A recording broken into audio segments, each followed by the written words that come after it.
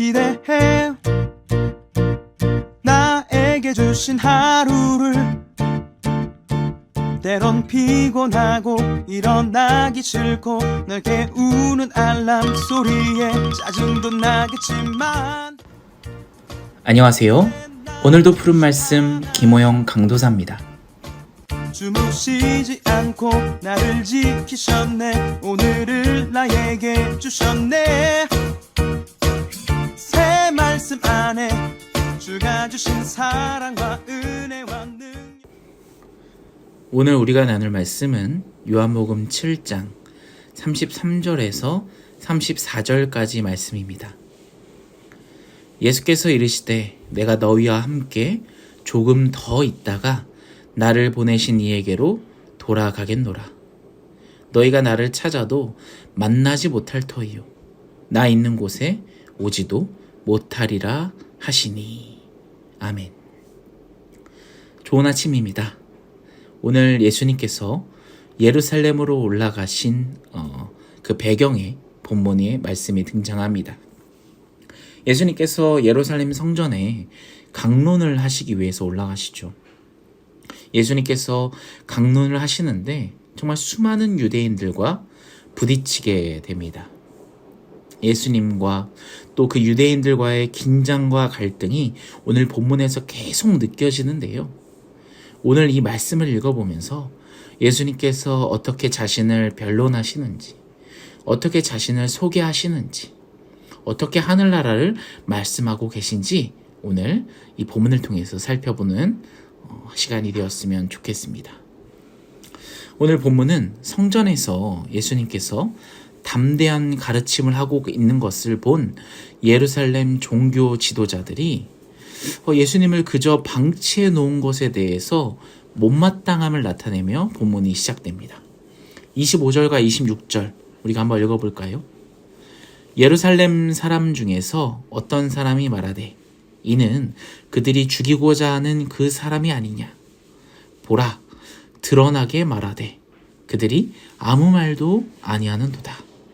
당국자들은 이 사람을 참으로 그리스도인 줄 알았는가. 아멘. 물론 그들이 예수님을 그리스도로 볼 수 없었던 이유가 있었습니다. 예수님은요, 여러분, 요셉과 마리아의 아들이며 또 나사렛에서 성장하지 않았습니까? 그렇게 자라온 것을 이 지도자들이 너무나도 잘 알고 있었기 때문입니다. 당시 유대인들에게 있어서 하나님께서 보내실 메시아는 여러분 정말 신비롭고 놀라운 방식으로 이 땅에 구원자로 임할 것이라는 이미지가 만연했습니다. 예를 들자면 구름을 타고 내려오는 예수님, 하얀 말을 타고 나타나시는 예수님, 천사들의 보호를 받아서 이 하늘에 병사들과 함께 내려오는 예수님, 정말 예수님을 향한 이 메시아를 향한 수많은 기대감들이 그들에게 있었습니다. 하지만 그들에게 지금 본 예수님은 출생을 다 알고 있었기 때문에 결코 예수님을 메시아로 간주할 수 없었던 것이죠. 27절 말씀을 볼까요? 그러나 우리는 이 사람이 어디서 왔는지 아노라. 다 알고 있었다라는 거죠. 그리스도께서 오실 때에는 어디서 오시는지 아는 자가 없으리라 하는지라. 아멘.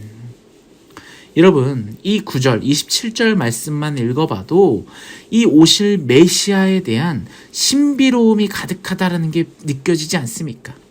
그리스도께서 오실 때는 어디서 오시는지 아는 자가 없는데 우리는 지금 앞에 서 있는 이 예수라는 자가 어디서 왔는지 안다. 그러니까 메시아가 아니다. 이렇게 하는 거죠. 여러분, 예수님께서는 이 사실을 부인하지 않으십니다. 그래, 나는 요셉과 마리아의 아들이다.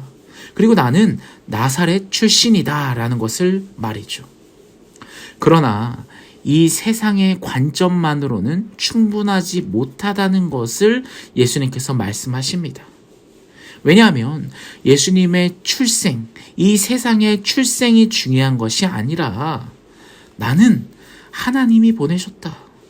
나는 하나님께서 보내셔서 왔다라는 것을 예수님께서 강조하고 계셨기 때문입니다. 그러니까 이 세상의 출생은 중요하지 않은 거죠. 그러니까 유대인들은 예수님이 누군지를 모른다라고 얘기하는 것은 여기서 예수님을 모를 뿐만 아니라 그를 보내신 하나님도 모르는 것을 드러내고 있는 것입니다. 나의 기원과 정체성은 하나님이시다라는 것을 계속해서 예수님께서는 말씀하셨죠. 이 땅에서 하나님과 직접적인 관계다, 나는. 그리고 하나님이 누구이신지를 명료하게 알고 있다. 그 유일한 사람이 바로 나다라는 것을 예수님께서 말씀하셨기 때문입니다. 이 세상의 것을 강조하지 않으시고 하늘의 것, 하나님과의 그 관계를 계속해서 얘기하셨기 때문입니다. 여러분, 이러한 예수님의 말씀은 담대함과 권세가 있었습니다. 하지만 예루살렘에 모여있던 이 유대인들은 이 말씀을, 이 담대한 하나님의 말씀을 깨닫고 소화하기에는 역부족이었죠. 그들이 배워왔던 관습과 가르침과는 이 질적인 차이가 너무나도 있었기 때문입니다. 그들이 얼마나 공부했습니까? 메시아가 오실 것이다.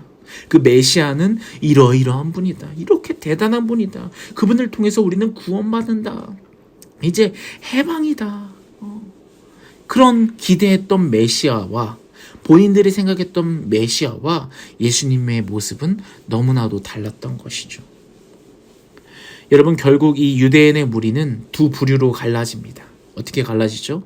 예수님을 전적으로 거부하는 자들, 또 한편으로 예수님께서 행하신 표적들을 보고 믿는 자들, 이렇게 두 부류로 갈라지게 됩니다.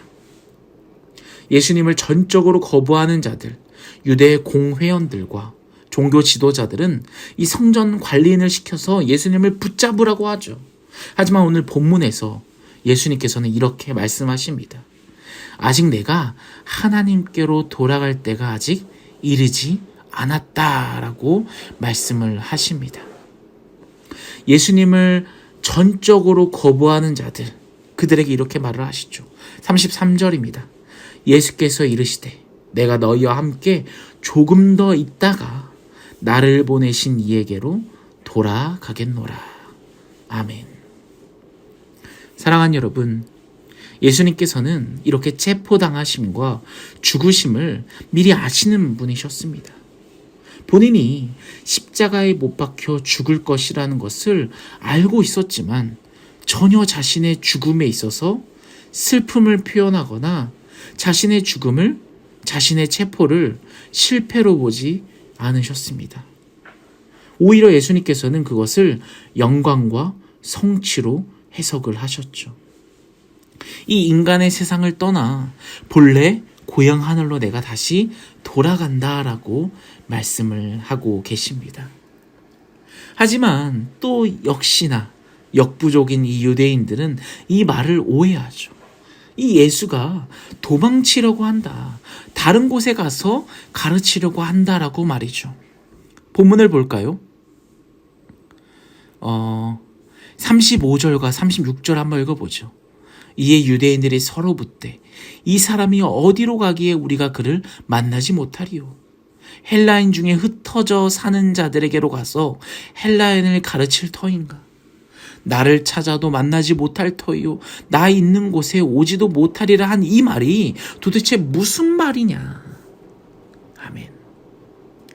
유대인들은 이 말을 또 오해합니다. 헬라인들을 가르치려고 도망가려고 한다. 헬라인에게로 가려고 한다라고 말이죠. 사랑하는 여러분, 우리 역시 너무나도 연약하여 예수님의 뜻을 다 이해할 수 없는 존재입니다.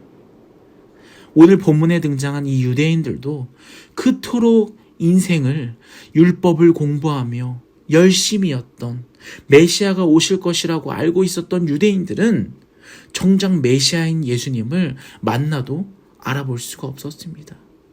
그렇게 예수님에 대해 공부하고 하나님께서 메시아를 보내실 것이다라는 것에 확신이 있었던 자들이었지만 눈앞에서 예수님의 강론을 들었지만 예수님을 알아보지 못했습니다.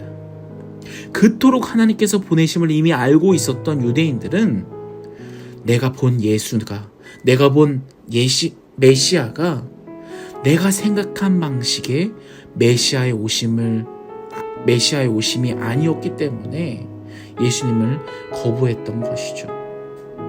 사랑하는 여러분, 여러분은 예수님을 생각하시면 어떠한 기대감이 있으십니까? 또 예수님을 바라보시며 예수님을 공부하고 예수님을 알아가고 이 말씀을 읽으면서 예수님의 생각에 어떠한 생각과 기대감이 여러분에겐 있으십니까? 혹시 여러분의 생각과 기대감이 오늘 본문에 등장하는 유대인과 같은 그런 기대감이 아닐까요? 여러분들도 예수님께서 다시 이 땅에 오셨을 때 예수님을 알아보지 못하지 않을까요? 오늘 하루 이 말씀을 묵상하시면서 하나님, 나에게 지혜를 주시옵소서. 하나님, 저는 예수님을 알아볼 수 있게 하여 주시옵소서.